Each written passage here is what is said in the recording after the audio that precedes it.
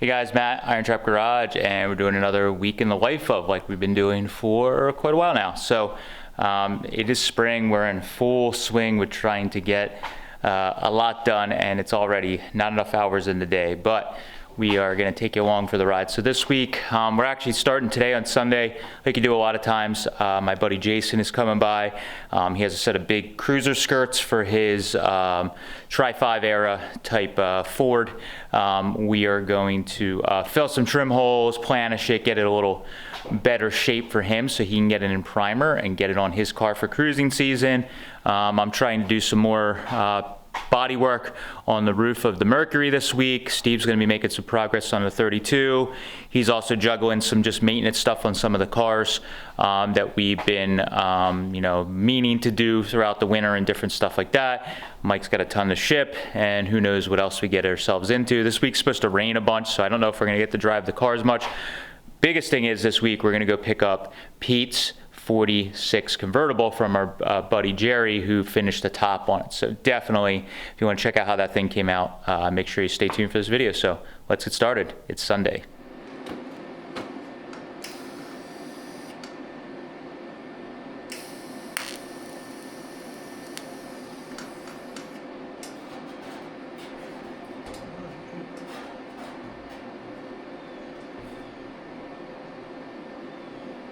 You just put one little tack and then take the tape off? Yeah, because the tape just holds it from falling through when you're tacking it. Yeah.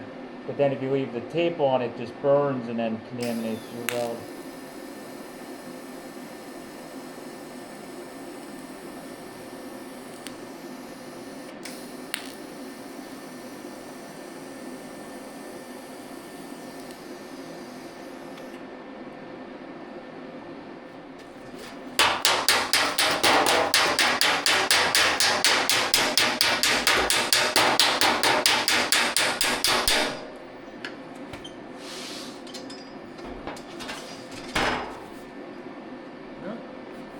That's it. Back to normal. Alright. And then you sand it lightly and... Yep. Give it a little... And yeah, we'll knock the weld down, DA it, it'll be good. So it's just pretty, like I said, it's quick and simple. And then do you still go over it with the planishing hammer or no? Shouldn't have to really. Okay, yeah. Because there's no warping, because I Yeah. just tapped it back up and we're not doing any. Even easier. Yeah.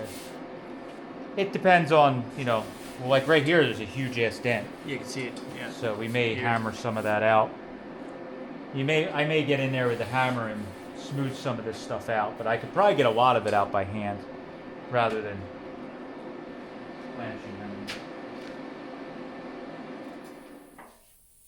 Try and put some shape back in these suckers.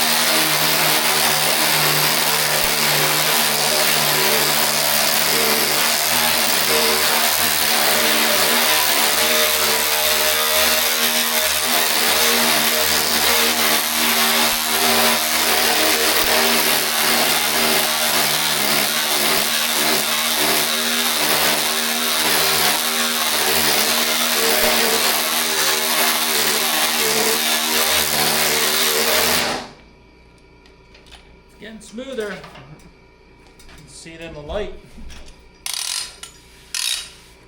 A little low. Now you're getting down to like the original damage right there. There's something somewhere in here. Even when I was standing over here, those hammer bumps, I could watch them disappear from my side. Yeah, you can see like this looks like it might have been some of the original damage in there. There's like a crease. Right here. Yeah, and I could probably hammer that out by hand, but you know, it got hit or something happened here and then it pulled. But now you can see, if you look down at the shape all looks like more, like it has. It's a lot smoother too. Yes, going this way, the shape all looks closer now. Yep. Where before it had this big belly right in there, so. Now it's got more of an arch to it. Yeah, that's what we're looking for.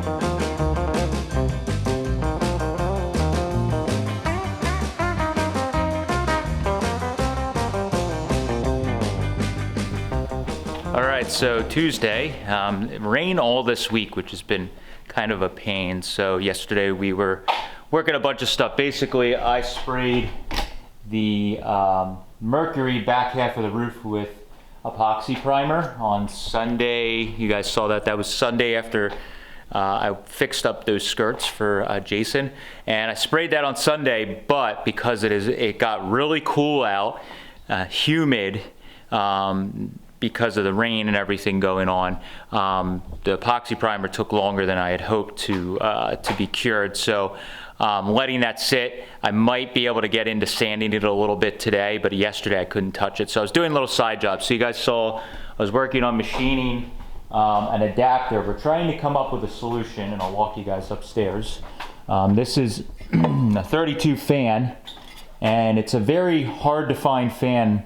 It's the longest of the fans. I'm gonna flip you guys around again.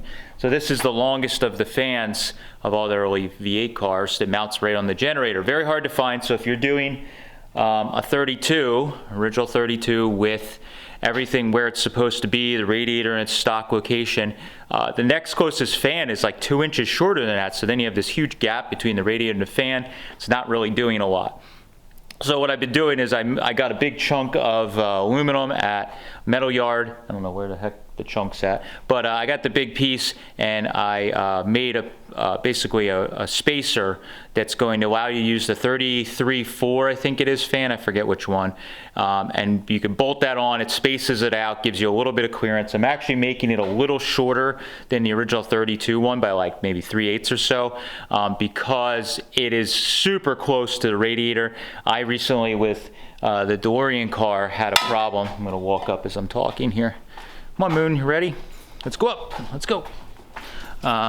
So I had a problem coming home from Hershey last year. We're going to Hershey. I can't remember. It's like a 2-hour drive each way. And my bearings in my generator was going bad. Stupidly, we didn't replace that. And I had end play, and it was just starting to kiss the radiator. Didn't cause damage, but it was starting to kiss it. So because of that, I'm a little worried, so I want to give a little more clearance. So I made my adapter like 1/4 inch or 3, I think it was actually close to 3/8 shorter than this original 32 fan. So Steve and I are playing with that today, because we're going to probably end up using that on the two-door sedan because it's so hard to find these 32 fans. So we're gonna mess with that so I can get a system down, and then I can make them in the future. So that's what we're working on. Walk you in here. Steve's got the adapter. He's adjusting the radiator back. And I'll flip you around and show you guys the adapter. Okay, so this is the adapter I made out of aluminum. Machined it so it has to have this lip on here so that it fits inside of the fan. That locates it like that. And then in the generator pulley, I have the opposite there where it's gonna fit in the generator pulley where that lip is on it, locates it, and then I milled these slots in here. I made this for weight. I'm trying to make this as small as possible, and also the metal yard I go to, it's like a salvage metal yard. This is the only thing they had. They didn't have a bigger piece of aluminum, and it's way cheaper there. So I use this. I just build little slots in there because it was getting paper thin, and it gets sandwiched in there, so it's really not an issue. So what we're doing is I'm bolting this onto the front of the generator, and this will allow us to use a very common fan on 32s without having to find the really long ones. So Steve pulled the radiator back, so with these top rods, these top rods up here, I'll move you closer, probably hard to see. All right, here we go. So these top rods right here, steady rods or whatever you want to call them, when you tighten these back, you can actually lean the radiator back. It actually has springs on the lower mounts for vibration, but it also allows you to tilt the grill front and back. So I leaned the grill forward at Hershey or on the way home or whatever, just so that fan issue with the generator, we had extra clearance, which created a big gap in the front. So doing a little bit of work to this car, we're finding, trying to tune everything up. Yep. So trying to get it straightened out. So you already tightened. No, I gotta move it back yet. Okay, so we'll do that. I was doing some measuring first just to see where we were. Yep. Alright. I know it looks delicious, but. Right. Know how much you love it. Sir, I didn't give you the okay. What's it look?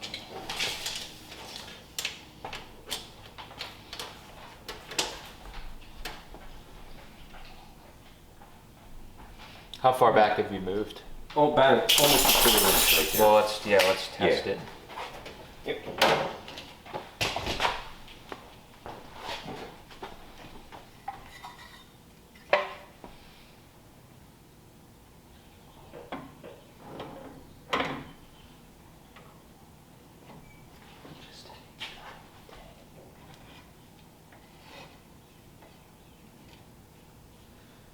Yeah, I mean, we still got plenty of clearance.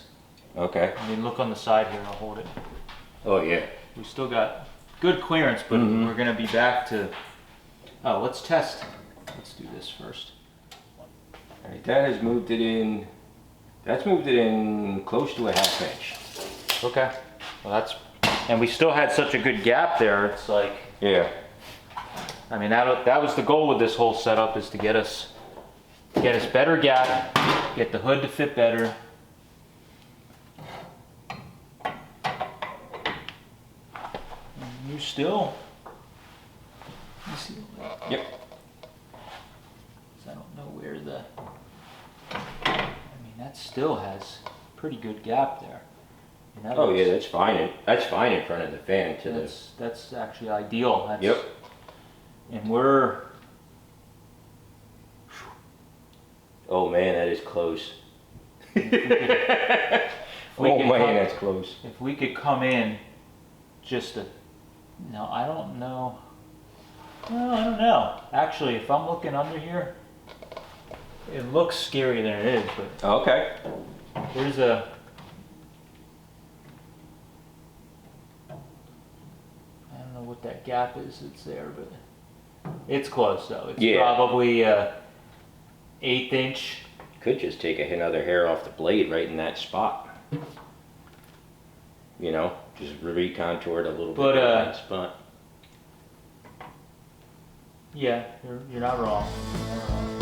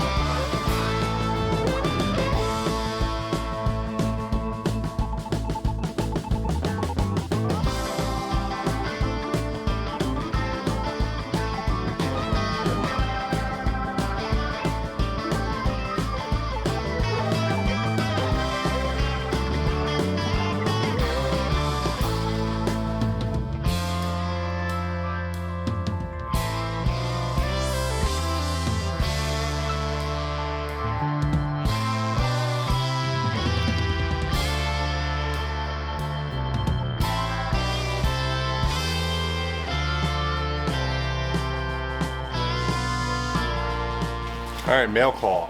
I bought this last week. I've been fighting with some issues on my car. Getting the generator the offset generator mount to fit correctly. I think there's an issue with the offset bracket itself. Fan clearance issues because I'm using like idler. I have problems with because it was modified. It's an old generator that they modified. So I was on Instagram the other day and saw this intake for sale. Pretty affordable price, so I figured why not? It's a high rise, it eliminates some problems that I've been having, so I pulled the trigger. So, we have a fixed-in pre-war high rise. So this would have been produced before World War II, like 40, 41. It's a pretty solid intake. There's some not so great repairs here to the generator stud. I'm gonna take this to our good friend Matt, who's fixed some other intakes for us. I think I'm gonna see how a generator fits. I might just leave it alone. There's a slight crack there, so we'll see how it is. But double check all of the carb mounting areas. It looks solid otherwise. I don't see any other like alarming issues. Blow out the cobwebs, and then this is gonna go on my cabriolet to help fix some stuff going on with it. So I'm excited to get this. Got to take a couple steps back, have to change some things, the throttle linkage, fuel lines, a few things. So I got to unbolt a bunch of stuff, bolt this on, but super happy with this. It's going to look cool sitting on the engine. So that's what I'm going to work on later this week. Got to swap the intake right away. I can't just let it sit. So neat little mail call on a Tuesday. What's up, guys? It is Wednesday. As you can hear in the background, I am on my way to go pick up Pete's car. It's all finished. So our friend Jerry got the top all finished up, and it looks amazing. I'm looking at the car right now, so I'll flip you guys around. Jerry's got his 34 running.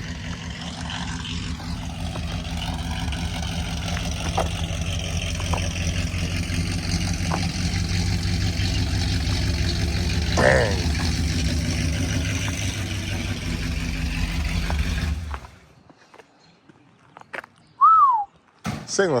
This thing looks good.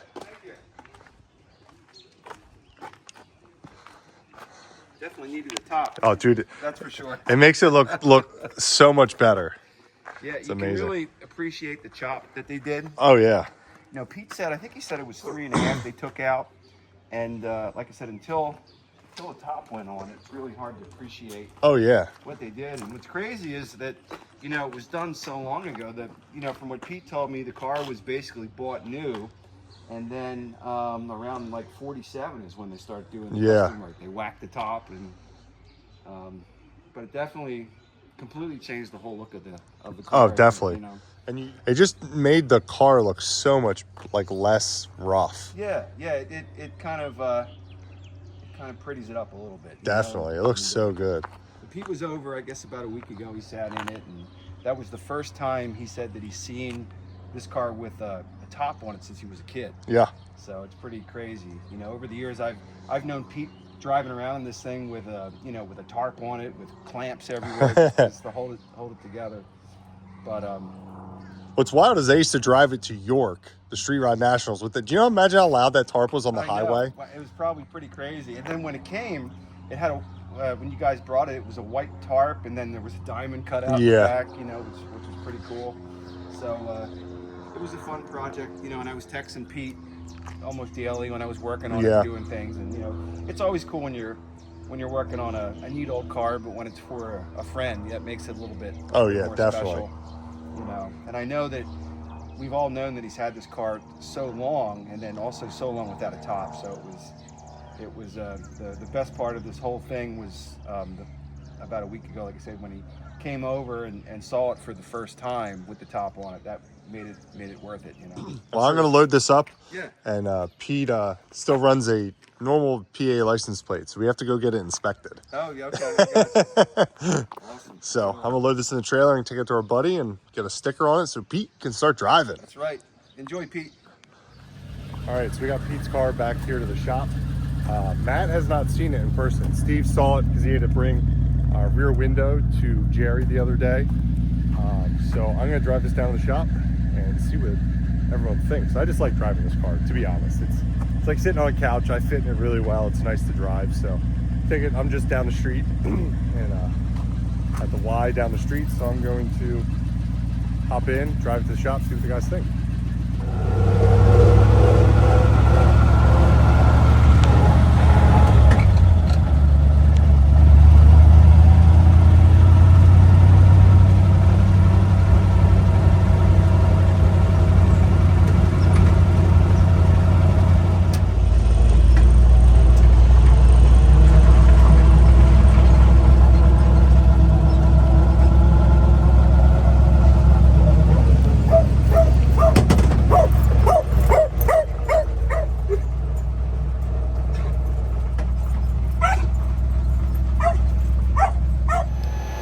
So today is Wednesday? Thursday. Today's Thursday. Can't remember what day it is.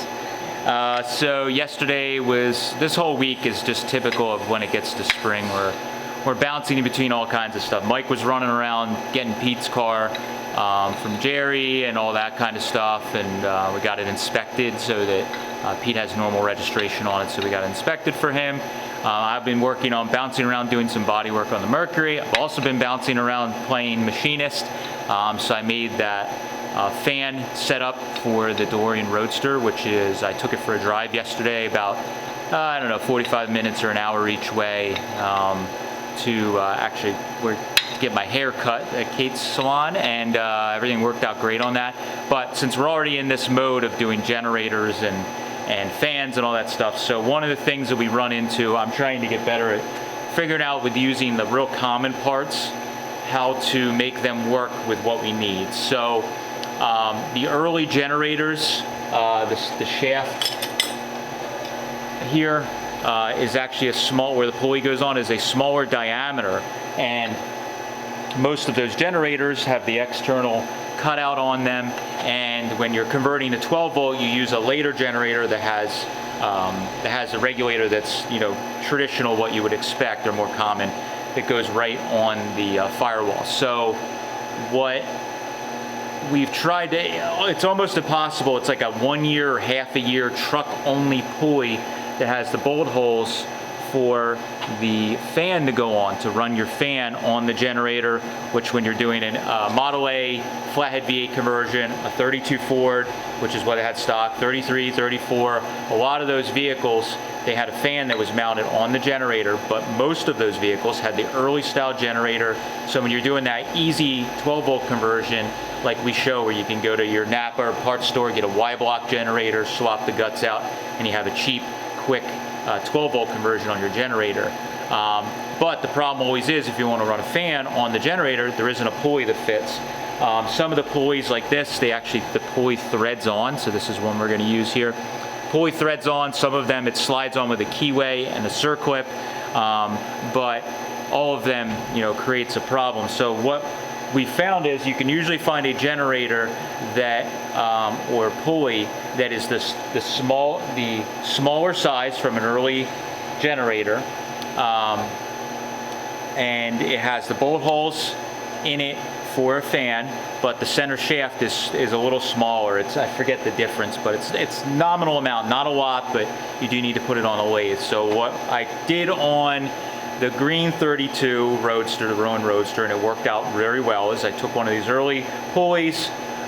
Because they are like a cast iron type pulley, they actually machine quite well. It's not as hard, so you can actually bore these out. So I made I cut or ground a really thin boring bar type cutter here, and it just has a little hook on the end. It gets really thin, so you can get all the way through the pulley. You can bore out the center, and you can cut it so that it's this size. So I've already done this one for the 32 two-door sedan. We need to do that. Steve did the generator conversion, but we need a pulley for it, and you can see here. So this was the smaller size. I've already bored it out. It slides right on, no problem. And then there is a keyway inside that the keyway slot, I know it's probably almost impossible to see, but the keyway slot is still present. We'll just clean it up with a file to make sure all the edges are good. Put your keyway back in, you slide it on, and it works like normal. So with a little machine work, you don't have to find that like half a year, 1 year only, whatever, pulley. I think it's like 38 truck only, or 38 standard and 38.9 truck. So with that, you have this pulley. So I got another one that I threw on the lathe here. Mike's going to be changing the intake on his 34, so while I'm already set up, I'll bore this one out, then he'll have a pulley he can put on his, he'll be all set, and everybody's good to go. So doing a little bit of machine work before we get into whatever the heck else I'm doing today.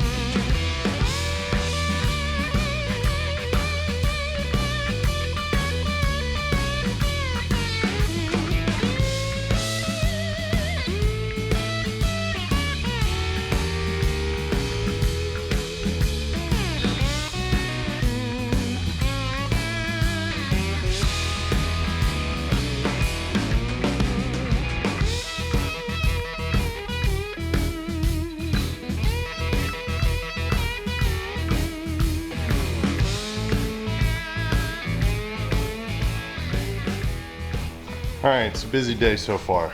I built a pallet, well, I should say, dropped the pallet off for freight this morning, built a pallet for a hood for freight, to build another pallet for freight, but it's actually gonna be a crate, NOS hood, NOS rear fenders, NOS front fender tops, and some other pieces for 41. So it's gonna be a pretty sizable crate. This truck sold, this cab, so I'm gonna work on getting this out up front. I gotta move the forklift and stuff in my car around. So I can get, have it on the forklift ready to go. He's picking it up tomorrow afternoon. So I'll have it ready to go. I don't know if I'll be here to load it, but Matt will be. So I want to make sure it's all ready to go. So he doesn't have to do anything but start the forklift, put it on the truck, and be done with it. So I'm going to dig this out, get it up on the forklift up front, and then I can work on building the crate back here out of the way, because it's going to be a little bit till it gets sent out.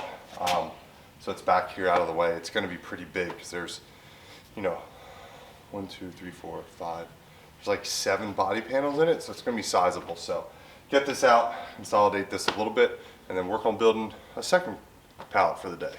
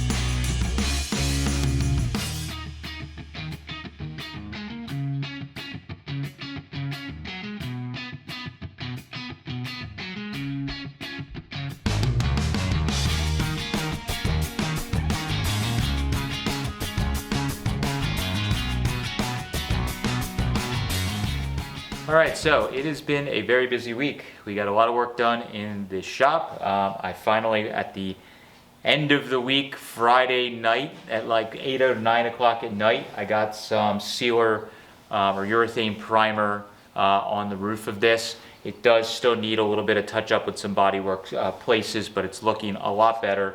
But we had to untape it because next week we're probably going to be taking this to the upholstery shop so they could start measuring and fitting for door cards, carpet. The seat's in progress already, so this is gonna have to disappear. So I wanted to get the primer on it so all the bare metal that I had exposed, at least on the roof with the body filler, was sealed up. So that's taken care of. Got some good progress on the 32 two-door sedan. That thing is very close to firing with the engine in the car and the gas tank that we've been cleaning, and Steve's been running fuel lines and doing all the little fiddly stuff on that. Did some machine. I think I wore just about every hat this week. I was machining, I was welding, I was doing body work, spraying primer, I sprayed paint, probably did some accounting. I don't know what else. I might have swept the floor. Not Probably much. sold some parts at some point. Sold some parts. I don't know what else, but we had a lot of fun doing it. It was a whirlwind of a week. And we have our friend Nick is coming in from Australia that we talked about doing the, he's done a bunch of design work for us, and we're going to be doing some flea marketing and hanging out, but we're going to try and get a podcast together for next week. We have a super big announcement next week and a lot of other really great stuff. So as always, our Week in the Life Ups get more ridiculous every week, but definitely make sure next week you guys check in and see what we got going on. So thank you guys for following along. Catch you later.